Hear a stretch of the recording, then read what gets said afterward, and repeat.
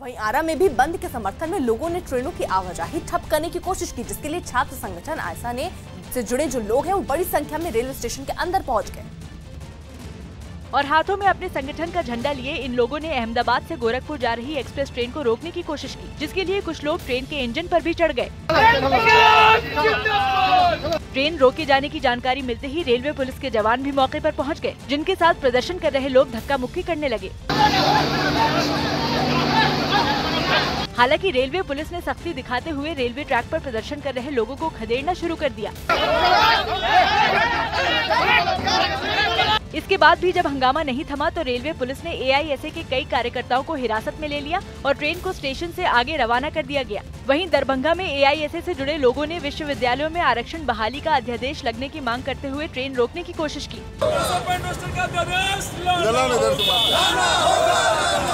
खगड़िया में भी बंद का समर्थन कर रहे लोग रेलवे ट्रैक पर पहुंच गए और ट्रेनों की आवाजाही रोकने की कोशिश की।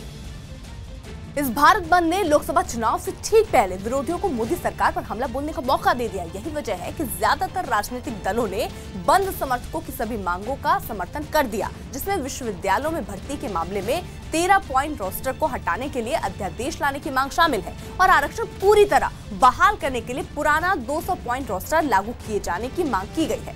यही नहीं, बंद का समर्थन कर रहे लोगों ने गरीब सवर्णों के लिए प्रस्तावित 10% जो आरक्षण है उसे भी रद्द करने की मांग की। साथ ही लोगों ने देश भर में खाली पड़े 24 लाख सरकारी जो पद हैं उन्हें जल्द से जल्द भरने की भी मांग की और पिछले साल SC/ST एक्ट में बदलाव के विरोध में भारत बंद के दौरान दर्ज केस भी वापस लेने की मांग की गई। इसके अलावा आदिवासी परिवारों को वन भूमि से बेदखल करने से रोकने के लिए अध्यादेश लाने की मांग भी बंद समर्थकों की लिस्ट में शामिल है। इन मांगों के समर्थन में बुलाए गए भारत बंद का असर उत्तर प्रदेश के प्रयागराज में भी दिखा, जहां समाजवादी पार्टी के कार्यकर्ताओं ने जमकर हंगामा किया। और प्रयागराज के बहराना इलाके में बंद का समर्थन कर रहे समाजवादी पार्टी के कार्यकर्ताओं ने रेलवे ट्रैक पर बैठकर लखनऊ जा रही गंगा गोमती एक्सप्रेस ट्रेन को रोक दिया। आरक्षण के साथ छेड़छाड़ नहीं चलेगा, नहीं चलेगा, नहीं चलेगा। ट्रेन रोके जाने की जानकारी मिलते ही रेलवे के अधिकारी मौके पर पहुंच गए और यात्रियों की परेशानी का हवाला देते हुए प्रदर्शन कर रहे लोगों से पटरियों से हटने के लिए मिन्नतें करने लगे।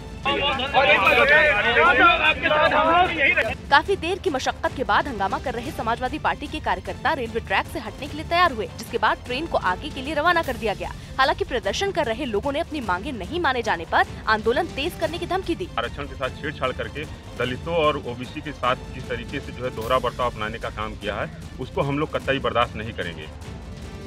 वहीं विश्वविद्यालयों में 13 पॉइंट रोस्टर के फैसले को विपक्षी दलों ने आरक्षण खत्म करने की साजिश से जोड़ दिया तो एनडीए नेता एक बार फिर बैकफुट पर नजर आए और मौका देख विपक्ष भी केंद्र पर हमलावर हो गया। बिहार में विपक्ष के सबसे बड़े नेता तेजस्वी यादव का ट्वीट तो सबसे ज्यादा भड़काऊ था। 13 पॉइंट रोस्टर को अविलंब रद्द करो, 200 पॉइंट रोस्टर को तुम लागू करो, न्यायपालिका में आरक्षण की व्यवस्था करो। उत्तर प्रदेश के पूर्व सीएम अखिलेश यादव का लहजा भी इतना ही तीखा था। कांग्रेस अध्यक्ष राहुल गांधी ने भी 13 पॉइंट रोस्टर को आरक्षण के संवैधानिक अधिकार के साथ छेड़छाड़ बताया। सड़क से सोशल मीडिया तक 13 पॉइंट रोस्टर पर बवाल बढ़ते ही सरकार सफाई देने के लिए मजबूर हो गई कि अब आंदोलन करने की उनको जरूरत नहीं है, सरकार न्याय देगी, 200 पॉइंट रोस्टर लाएगी और कैसे लाएगी इसके लिए केवल 2 दिन की प्रतीक्षा करें, यही मेरा अपील है। केंद्र सरकार ने 13 पॉइंट रोस्टर जल्द खत्म करने का संकेत दिया तो एनडीए के सहयोगी दलों ने अध्यादेश का वादा करना शुरू कर दिया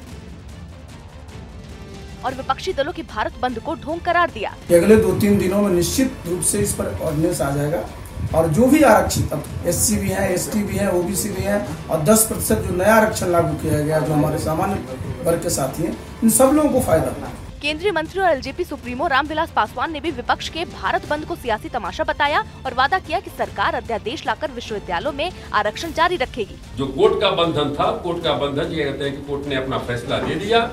अब कोर्ट के फैसला के बाद सरकार के हाथ में क्या कहते हैं कि मामला आ गया है, सरकार ऑर्डिनेंस ला करके फिर से उसको क्या कहते हैं जो 200 रोस्टर पॉइंट है उसको बहाल करेगी। विपक्षी दल 13 पॉइंट रोस्टर के मुद्दे पर वैसे ही माहौल बनाने में जुटे हैं जैसे SC/ST एक्ट पर सुप्रीम कोर्ट के फैसले के बाद बनाया गया था। सरकार का रवैया भी वैसा ही है। भारत बंद के बाद सरकार SC/ST एक्ट पर अध्यादेश ले आई और अब भारत बंद के बाद 13 पॉइंट रोस्टर के खिलाफ भी अध्यादेश लाने का ही शोर है। हिमाचल प्रदेश के किन्नौर में बर्फीले तूफान की एक्सक्लूसिव तस्वीरें सामने आई। ये भयानक तस्वीरें किन्नौर के गांव रिस्पा की हैं, जिसकी चपेट में कई खेत आ गए। हजारों की संख्या में पेड़ पौधे इस बर्फीले तूफान की चपेट में आ गए। गनीमत रही कि इस बर्फीले तूफान में जानमाल का कोई नुकसान नहीं हुआ।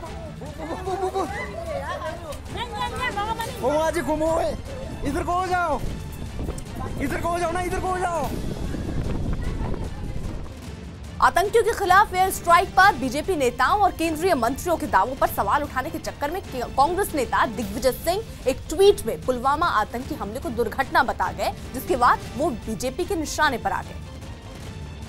क्योंकि दिग्विजय सिंह ने मारे गए आतंकियों पर अमित शाह, योगी आदित्यनाथ और केंद्रीय मंत्री एस.एस. आहलूवालिया के अलग अलग दावों पर पहले तो प्रधानमंत्री से सवाल पूछा, लेकिन दूसरे ही ट्वीट में उन्होंने पुलवामा हमले को दुर्घटना बता दिया, जिसके बाद बीजेपी ने दिग्विजय सिंह के खिलाफ मोर्चा खोल दिया। उनको इतनी भी तमीज नहीं है कि जवानों की शहादत के साथ इतना क्रूर मजाक न करें, इसको कम से कम वो दुर्घटना न करें। दिग्विजय सिंह के ट्वीट पर विवाद बढ़ा तो कांग्रेस के नेता भी डैमेज कंट्रोल के लिए सामने आए। दिग्विजय सिंह जी ने क्या कहा, नहीं कहा, कांग्रेस पार्टी की नीति बिल्कुल स्पष्ट है साहब। कांग्रेस पार्टी को ही नहीं, पूरे देश को हमारी सेवा, सशस्त्र सेवाओं के ऊपर, हमारी आर्म्ड फोर्सेस के ऊपर हमें गर्व है। हालांकि इसी बीच दिग्विजय सिंह ने भी ट्वीट कर सफाई पेश की।